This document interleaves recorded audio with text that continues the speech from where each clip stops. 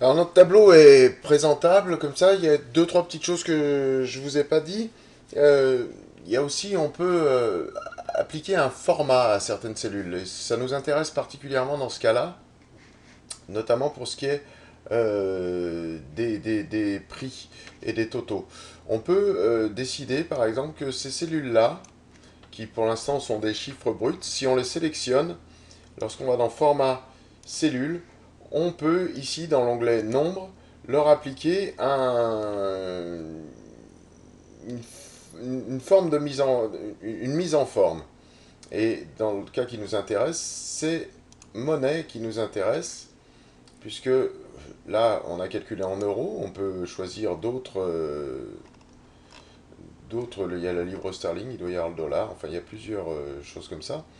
Nous, ce qui nous intéresse, c'est les euros, hop, français, voilà, hop. Et là, on peut choisir les mises en forme. Soit on décide de mettre des virgules, soit pas de virgules, etc.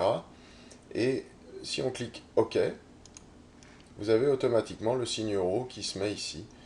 Donc, on va, dans notre exemple, faire ça. Monnaie, OK. Alors là, il nous indique des petits dièses, ça veut dire que la cellule n'est pas assez large pour afficher le résultat. On va simplement l'agrandir un petit peu. Et puis, bah, pareil pour ici, hein, format, cellule, nombre, monnaie.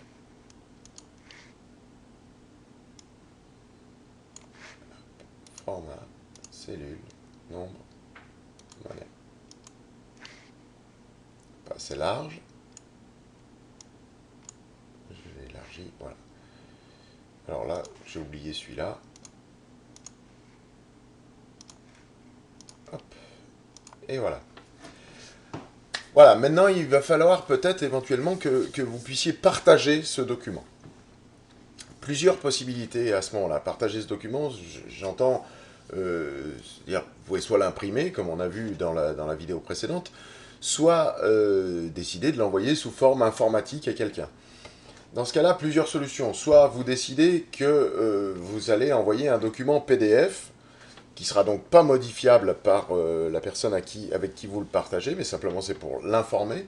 Auquel cas, dans LibreOffice, il y a une fonction qui est très pratique et qui est celle-ci, export direct au format PDF, hein, et vous enregistrez simplement dans le dossier de votre choix. Je vais l'enregistrer sur mon bureau, moi, budget, voilà, et automatiquement, le document se retrouve sur mon bureau, ici, au format PDF. Et là, vous l'envoyez de façon à ce que votre interlocuteur puisse le visionner, mais il ne pourra pas agir dessus.